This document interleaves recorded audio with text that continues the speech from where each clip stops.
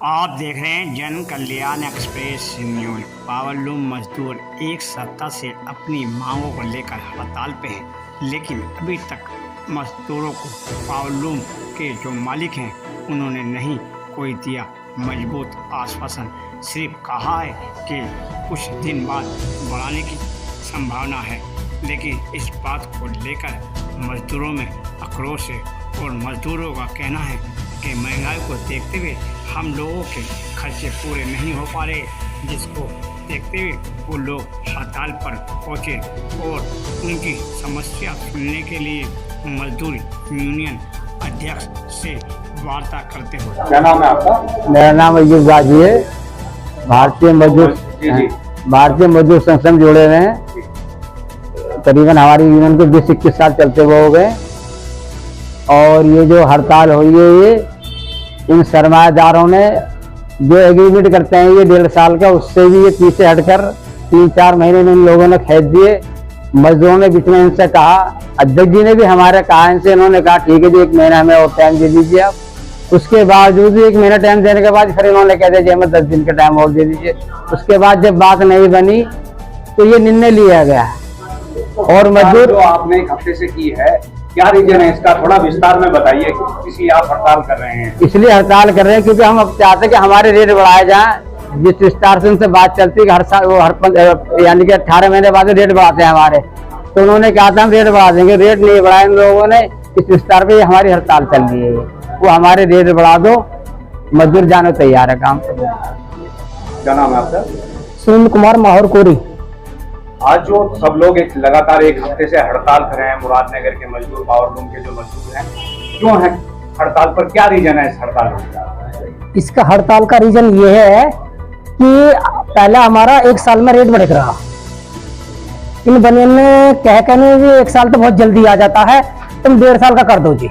किस चीज का रेट बढ़ाने की बात कर रहे थे? जो पावरलूम में कपड़ा जो बनता है, जो कपड़ा बनकर जो फैक्ट्रियों से जो बाहर जाता है, इस कपड़े को सारे विदेश में पहुंचता है, घर भी हमारे भारत में भी जाता है, सब जगह जाता है ये। तो इसी कपड़े का जो है हम काम करते हैं, गठनी करते हैं, कपड़ा बनाते हैं, बेंडर चलता है, सबका अलग अलग रेट होता है। तो उसका 1 साल का एग्रीमेंट होता है। तो इन्होंने हमसे कह के, हमारे अध्यक्ष से कह के हम नहीं बढ़ाएंगे, हम 1.5 साल का ही एग्रीमेंट करेंगे। चलो हमने कहा चलो जी कोई बात ना, तुम्हारी बात मानी जाएगी, चलो 1.5 साल का ही एग्रीमेंट होगा। पीछे कहने लगे अब चलो 1.5 साल बाद बढ़ाया रेट। उसके पीछे बाद फिर कहने लगे ना जी हम 2 साल का एग्रीमेंट करेंगे। हमने कहा 2 साल का, तुमने 1 साल की जगह 2 साल का कर दिया, तो आप अगर कुछ 3 साल का करोगे, 4 साल का करोगे तो कहते हैं 1 साल का करो या 1.5 साल का ही रहने दो। हमारे नेताजी ने कही ठीक है, ना 1 साल का ना 2 साल का, 1.5 साल का ही एग्रीमेंट रहेगा।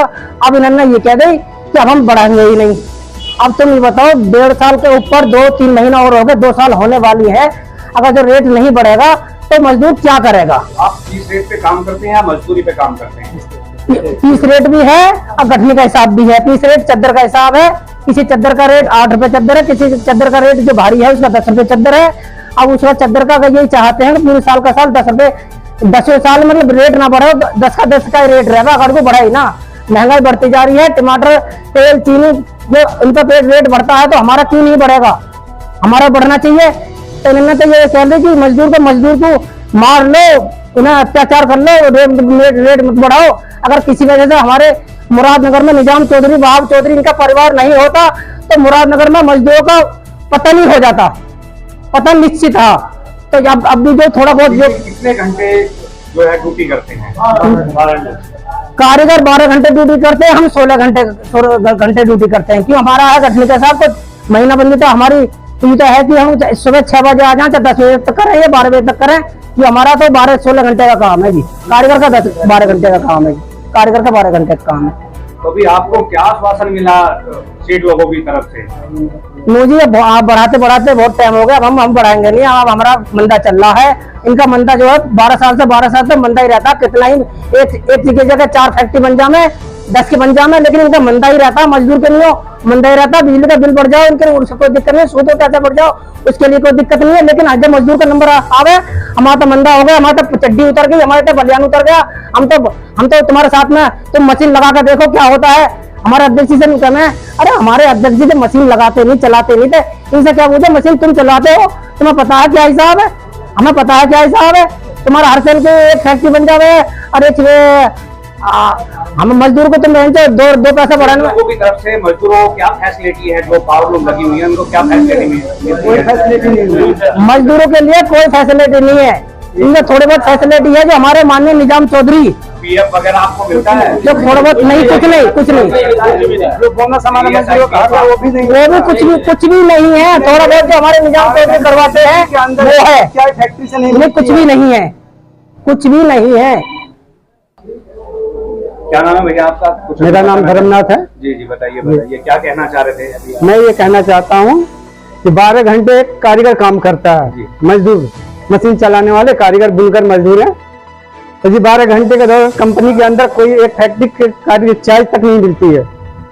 क्योंकि कारीगर को चाहिए, एक कारीगर सारा काम करता है फैक्ट्री के, मशीन चलाने से लेकर सफाई तक, बाविन तक, रूला तक। पावर लूम की तरफ से आपको मेडिकल की फैसिलिटी कुछ A to Z कुछ नहीं है, कोई फैसिलिटी। बस गर्मियों में वर्कर सारे परेशान रहते हैं गर्मी से, ना कि एक पंखे के सिवा और कुछ नहीं है। फैसिलिटी के नाम पर कोई चीज नहीं है। ये कारीगर जितने हैं सारे परेशान रहते हैं गर्मी से भी, कोई चीज नहीं है। हमें कोई व्यवस्था ही नहीं मिलता है। एक कारीगर फैक्ट्री के A to Z काम करता है, सारा काम एक कारीगर। जो कारीगर का काम है सिर्फ वर्क मशीन चलाना, कपड़े बनाना, वो कारीगर रूला उठाता है, बाविन ढोता है, सफाई करता है, मशीन में तेल डालता है, टाना करता तो सफाई करता, ड्यूटी जाता है, उसकी लाइट भग जाए तो ड्यूटी नुकसान, ठेकेबंदी पे रूला कट जाए तो नुकसान, मशीन खराब हो जाए तो नुकसान, मालिक को कोई चिंता नहीं। ज्यादा निजाम चौधरी जी, आप जो है यूनियन के अध्यक्ष हैं, मजदूर यूनियन के, लगातार आज 7वां या 8वां दिन है मजदूर हड़ताल पर बैठे हैं अपनी मांगों को पूरा करने के लिए। इनकी जो मांगे हैं ये सेठ लोग क्यों नहीं पूरा कर रहे हैं? क्या रीजन है जो ये 7 से 8 दिन तक लगातार हड़ताल पर बैठे हैं? तो मुरादनगर में अमूमन 300-400 फैक्ट्रियां हैं और इनमें जो ये मजदूर काम करता है ये इसको कहते हैं असंगठित क्षेत्र।